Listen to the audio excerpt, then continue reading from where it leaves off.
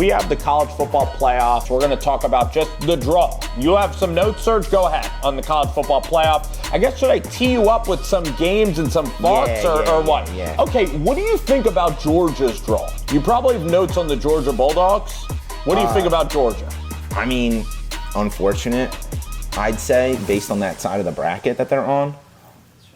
It's tough, but Georgia is such a powerhouse right now. I really feel confident that they have a chance to win it all. But guess what? They're playing either Ole Miss or Tulane. I think that they got the dream draw. Yeah. And then they're going to be playing in New Orleans. But I know Tulane could be right in New Orleans. That's hilarious. But yeah, go ahead. What? But the look who, tell the fans at home who Georgia would potentially play in the second round.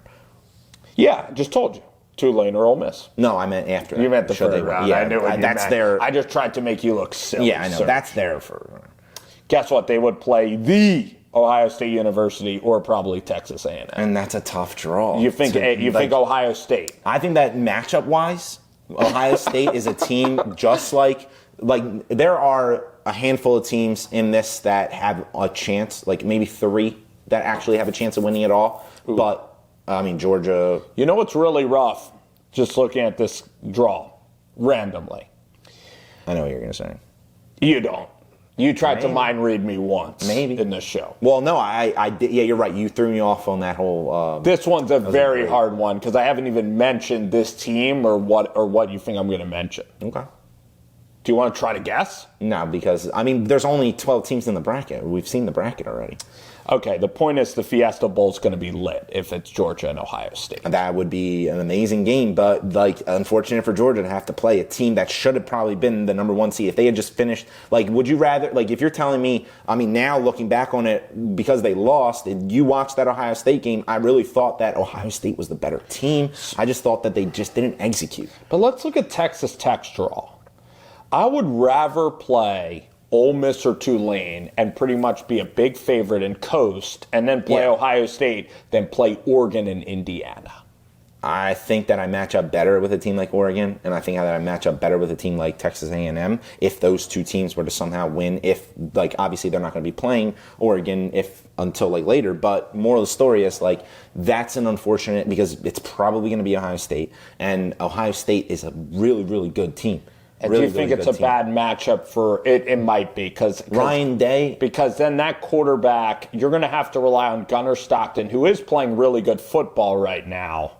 But he's never that's played. It's going to be so tough. He's against never that played defense. I will say it's this: a horrible draw. Texas's defense. Kirby Smart. We already know the whole problem with Sark and Kirby Smart. Can't beat him, so that's a different story. But if you were to put Ryan Day, let's say, as the head coach of that Texas team, talent-wise, that was the most talented defense that they had played up until they would probably play Ohio State. And I think that Ohio State has their secondary is much better than Texas's. Who's a sleeper in this tournament?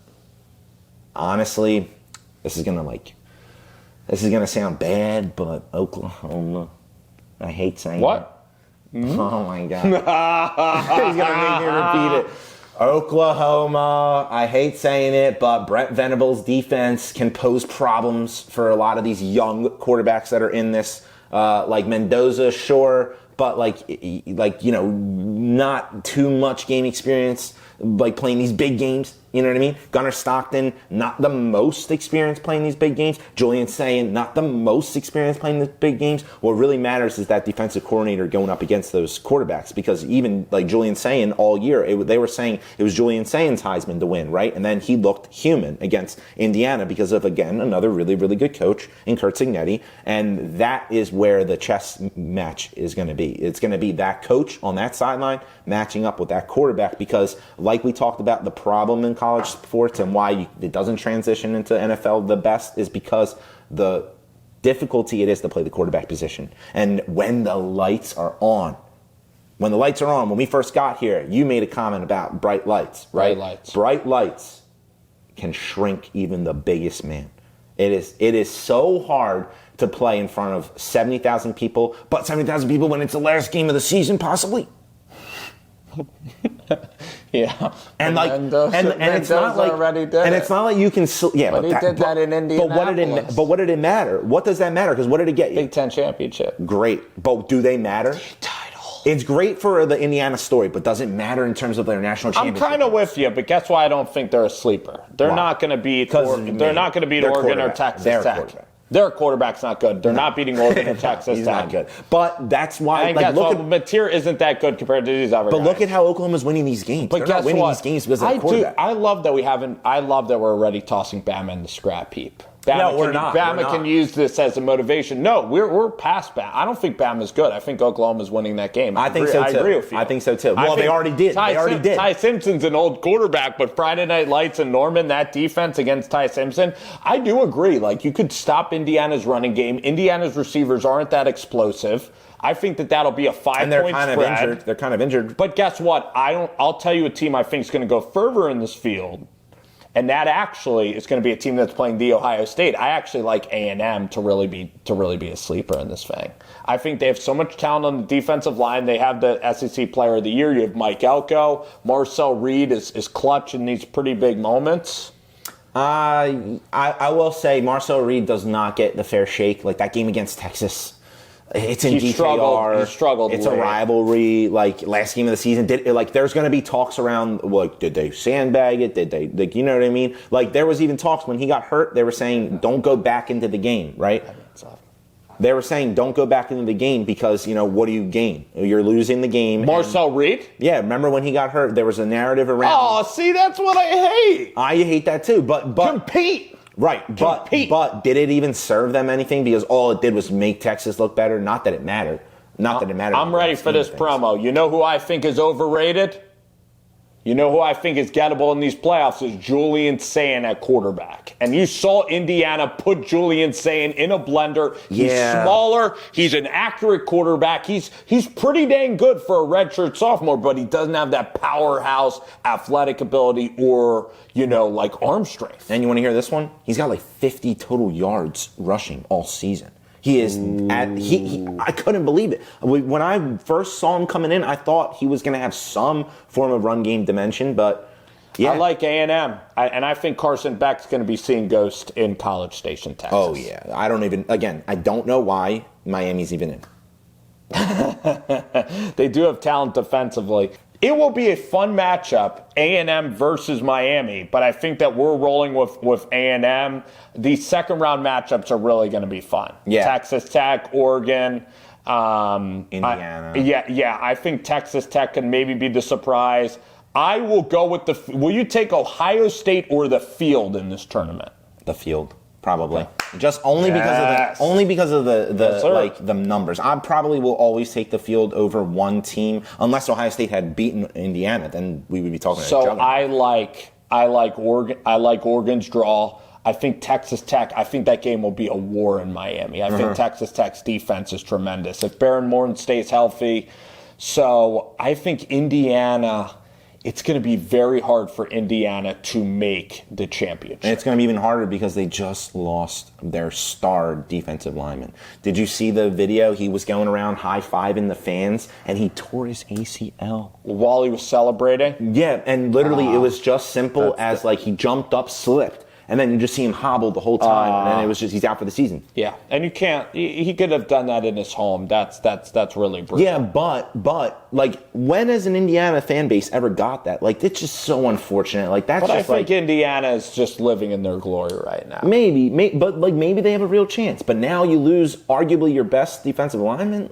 That sucks. I believe that them winning the Big Ten championship was a pinnacle for Indiana football. For sure, but now it's just great. And now it's just gravy. And if they go to the Rose Bowl, and even if they lose to Oklahoma in a classic, but the fact that they went undefeated and beat Ohio State, it is amazing. I think for Ohio State, they're looking at it winning a ring. I think Oregon has huge expectations as well. That could be a rematch to Indiana versus Oregon. What I was going to say, the mind reader part before we kind of wrap up college football, is Oregon has to go.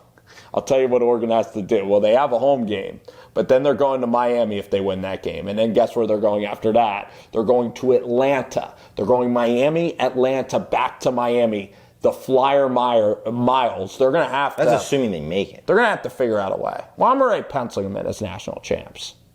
Dan Lanning, Oregon. Dan, you might want to send this guy some gear over here. Sharpie. Boosting you guys Sharpie. up. Sharpie. Sharpie. That's Sharpie. insane to Sharpie. say. Oregon is not built for this. Is not built for this. All right, let's go. Come on, feed it. Feed the beast. Let's go. Why can't they do it?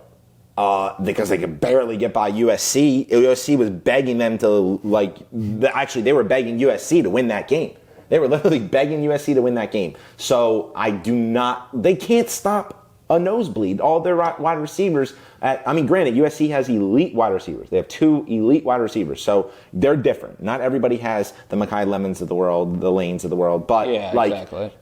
I just don't see them they're tough. They're a connected team. You're probably going to get Evan Stewart coming back. You're going to get Corian Moore, the number 1 receiver out of the state of Texas. Yeah, they're going to be much healthier than they were. Dante Moore's going to be really fired up. He's one of the best players in the country. He's a first-round quarterback.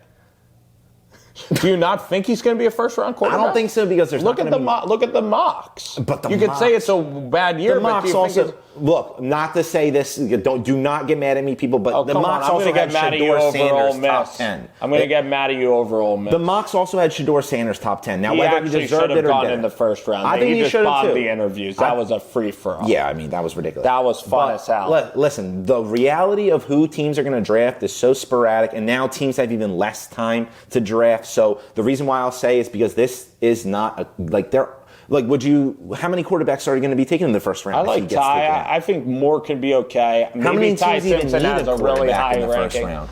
I know. That's a conversation for another day. Guys, you are watching the Spence Serg Show.